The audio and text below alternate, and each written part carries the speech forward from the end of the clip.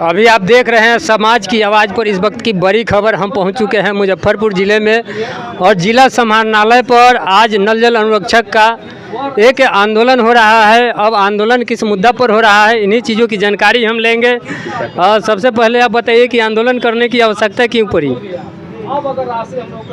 आज मुजफ्फरपुर जिला पदाधिकारी के समक्ष नल जल अनुरक्षक संघ एक्टू की ओर से एक दिवसीय धरना का कार्यक्रम आप देख रहे हैं कि सैकड़ों की संख्या में जो अनुरक्षक जो नल जल जो सरकार की महत्वाकांक्षी योजना है नीतीश सरकार की, उसी के तहत जो ज़मीन देने वाले जिनके ज़मीन में निजी ज़मीन में पंप सेट लगा है और जहां से हर वार्ड में अपने अपने वार्ड में जल सप्लाई होती है, वही जो ज़मीन देने वाले हैं वो अनुरक्षक के रूप में भी काम कर रहे हैं, उसकी देखभाल कर रहे हैं। सरकार से उनको अभी तक 2000 रुपया पारिश्रमिक के तौर पर दिया जा रहा है और वो अभी 5 साल से काम कर रहे हैं। अभी तक मात्र 24,000 रुपया इन लोगों को आया है, उसमें भी वार्ड मेंबर और कई लोग उसमें लूट के शिकार हो गए हैं। सही ढंग से इन लोगों को पैसा का भी भुगतान नहीं हुआ है।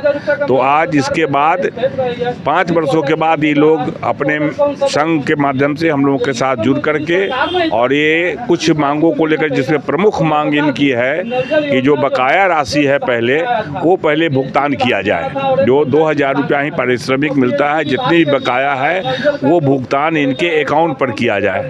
दूसरा चीज़ है कि जो न्यूनतम मजदूरी के हिसाब से अगर कोई अनुरक्षक दिन भर इस काम में लगे हैं और जिनकी ज़मीन गई है, तो कम से कम न्यूनतम मजदूरी के तौर पर भी अगर सरकार देती है तो 18,000 रुपया प्रति महीना इनको श्रमिक के तौर पर इनको मानदेय या कहिए या बिल्कुल श्रमिक कहिए उनको देना चाहिए। ये हमारी मांग है। तीसरा मांग है कि जितने भी राशि है वो अकाउंट पर जो भी वार्ड में चला जा रहा है, वीडियो के माध्यम से जा रहा है, तो इस तरह से काफ़ी घोटाला हो रहा है, इन लोग को नहीं मिल रहा है, वो भुगतान किया जाए। और ये स्वास्थ्य विभाग जो PSG विभाग है, उस विभाग के जो चतुर्थवर्गीय कर्मचारी होते हैं, उस चतुर्थवर्गीय कर्मचारी की चूंकि ये महत्वाकांक्षी योजना अनवरत चलने वाली है। अब ये जो स्वास्थ्य का जो क्षेत्र है, सरकार जब अच्छा स्वास्थ्य पेयजल की गारंटी कर रही है, तो ये नल जल योजना अनवरत चलने वाली योजना है। इसलिए इनको चतुर्वर्गीय कर्मचारी के तौर पर इनको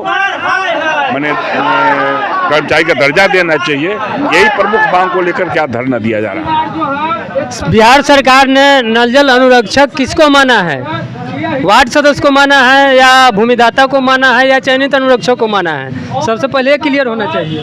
2 तरह की चिट्ठियां सरकार निकाली है, कभी वार्ड को, कभी ये जमीन जो भूदारी है, जो भू देने वाले हैं उनको भी अनुरक्षक। 2 तरह की चिट्ठी है और कोई भी चलावे अनुरक्षक अभी तक जो यहाँ पर उपस्थित हैं, जो जमीन दे करके अनुरक्षक के तौर पर जिनकी बहाली हो चुकी है, वे लोग जो काम कर रहे हैं वो लोग धरना दे रहे हैं। अब सरकार ऐसे लोगों को तो पहले प्राथमिकता देगी कि हम जमीन दिए हैं तो अनुरक्षक के तौर पर हमको बहाली होनी चाहिए, पहली ये चीज़ है।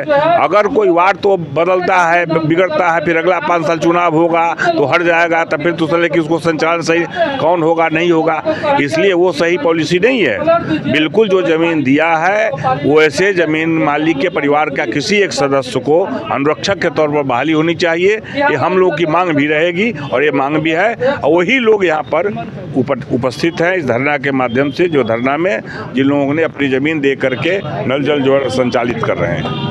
परशुराम पाठक, एक्टू जिला अध्यक्ष। क्या नाम हुआ? मेरा नाम समरेश कुमार हुआ। समरेश जी, बिहार सरकार ने पूर्व में लेटर निकाला था कि स्वतः वार्ड सदस्य ही अनुरक्षक रहेंगे, तो आप किसे अनुरक्षक मानते हैं? वार्ड सदस्य को मानते हैं कि भूमिदाता को मानते हैं कि जो ग्राम सभा से चयनित हुआ है उसको मानते हैं? या तो ग्राम सभा से चयनित मिले या फिर जो भूमिदाता है वो स्वयं का अनुरक्षक होगा। इसमें वार्ड परिषद या वार्ड मेंबर क्या करेगा? इसमें वार्ड मेंबर का क्या रोल है?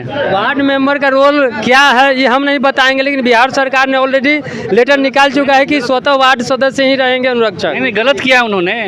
जो भूमिदाता किस महीने में किस काम का भूमिदाता फिर अपना जमीन फ्री में देगा? वो दरवाजे पर अपना जमीन फ्री में देगा कोई गांव समाज में? जब बोर्डिंग हल रहा था, बोर्डिंग का काम हो रहा था, उस टाइम हम लोगों को यही कहा गया था कि 5,000 रुपये महीना मिलेगा, वही रहेगा। लिखित रूप से कहा गया कि मौखिक रूप से मौखिक रूप से ही कहा गया था, लेकिन बीच में आम सभा भी होना था, जो वार्ड ने कहीं कहीं करवाया और कहीं कहीं नहीं करवाया। जी, जो दमदार पार्टी थे उन वहाँ पे आम सभा के द्वारा उनका चयन हुआ, जो कमज़ोर थे उनको दबा दिया गया। आप लोग आज मुजफ्फरपुर समाहरणालय पर धरना पर बैठे हुए हैं, तो सरकार से क्या मांग है आप लोगों को? सरकार से हम लोगों का सीधा सीधा मांग है सर, क्या मांग? सीधा मांग है कि हमारा जो पैसा आ रहा है कहाँ जा रहा है हमें बताया जाए। कम से कम जो न्यूनतम राशि है एक अनुरक्षक के लिए वो कम से कम हमें दिया जाए। हमारा सारा पैसा जो हमारे अकाउंट में क्यों नहीं आता है, जो घुमा फिरा के खिला पिला के सबको खिलाते पिलाते हमारे पास पहुंचता है सारा पैसा। हाँ, तो वही सवाल है कि सरकार ने जिसको अनुरक्षक मान रही है उसको ऑलरेडी पैसा दे रही है, वार्ड क्रियान्वयन प्रबंधन समिति पर पैसा आ रही है। हमारा वार्ड और हमारे मुखिया और हमारे सचिव, सुनिए सर, हमारे सचिव महोदय, हमारे मुखिया और वार्ड महोदय का कहना है कि पैसा आता ही नहीं है हमारे पास। जब उनके पास पैसा नहीं है तो वो पैसा कहाँ से देंगे? हमें तो ये जवाब मिलता है उनके द्वारा। कहाँ से आए हैं आप? हम साहेबगंज प्रखंड से, गुलाबपट्टी पंचायत, वार्ड नंबर 13। तो बिहार में किसी को नहीं मिल रहा है पैसा या सिर्फ मुजफ्फरपुर जिला जहाँ में? तक मेरे नॉलेज में है, जो अनुरक्षक वार्ड लोग हैं उनको पैसा मिल रहा है। बाकी जो जनरली व्यक्तिगत रूप से कोई ज़मीन दाता है या फिर जिनका चयन हुआ है उनको नहीं मिला है अभी तक मेरे नज़र में, जहाँ तक मैं गया हूँ, जहाँ तक मैंने संपर्क किया है। क्या नाम हुआ चाचा? हमारा नाम धर्मदेव से हुआ। कहाँ से आए हैं? नरगे जिला सरैया प्रखंड से।